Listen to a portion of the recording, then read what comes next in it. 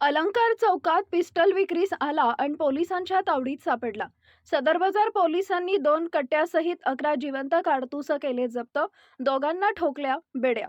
शहरातील मुख्य मार्केट असलेल्या अलंकार चौकात गावठी कट्टा विक्रीसाठी तरुण येणार असल्याची माहिती सदर बाजार पोलिसांना मिळताच त्यांनी काल मंगळवारी दुपारी अलंकार चौकात सापळा लावला। कादराबाद भागातील विक्की वीर हा अलंकार चौकात येताच सदर बाजारच्या डीबी पथकानं त्याच्या मुसक्या आवळल्या।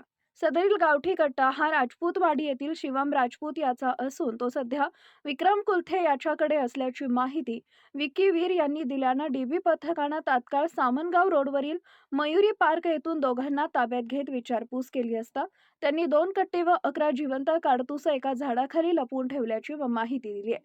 पोलिसांनी दोन्ही कट्टे आणि जिवंत काडतुसं जप्त करून विक्की वीर आणि विक्रम कुलथे या दोघांना जेरबंद केले आहे, तर शिवम राजपूत हा फरार झालाय।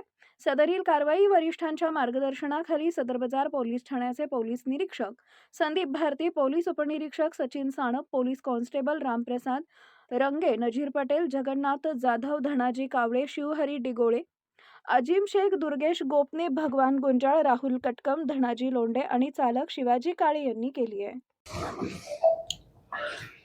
काल सदर बाजार पोलीस स्टेशनचे पोलीस निरीक्षक श्री संदीप भारती यांना एक गोपनीय माहिती मिळाली की कादराबाद परिसरातील राहणारा विक्की वीर हा अलंकार थिएटर परिसरामध्ये अवैध पिस्टल विक्री करता येणार आहे अशी माहिती मिळाली। त्या माहितीच्या आधारे त्यांनी विक्की वीरला ताब्यात घेतलं आणि त्याच्याकडे डिटेल इंट्रोगेशन केल्यानंतर त्यांनी सांगितलं की ही जी पिस्टल आहेत त्या शिवम राजपूत आणि विक्रम कुलथे यांच्या आहेत, राजपूतवाडीमध्ये राहणाऱ्या, आणि त्याबद्दल त्यांनाच माहिती आहे। मग विक्रम कुलथे आपण ताब्यात घेऊन विचारपूस केली असता या दोघांनी एका ठिकाणी लपवून ठेवलेल्या 2 पिस्टल आणि 11 राऊंड काढून दिलेले आहेत आपल्याला, ते आपण जप्त केलेले आहेत आणि 2 आरोपी याच्यामध्ये अटक केलेले आहेत, विक्की वीर आणि विक्रम कुलथे।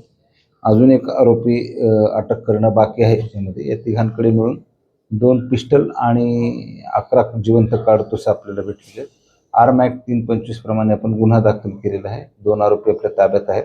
आज रिमांड कमी त्यांना आम्ही घेऊन जाणार आहोत आणि यापुढे अजून त्यांच्याकडनं काही वेपन्स मिळतात का त्या दृष्टीने पण आपण प्रयत्न करणार आहोत। हे वेपन्स कुठून आणले या दृष्टीने त्यांच्याकडे विचारपूस करणार आहोत आणि त्याकरता आपण त्यांची रिमांड घेणार आहोत।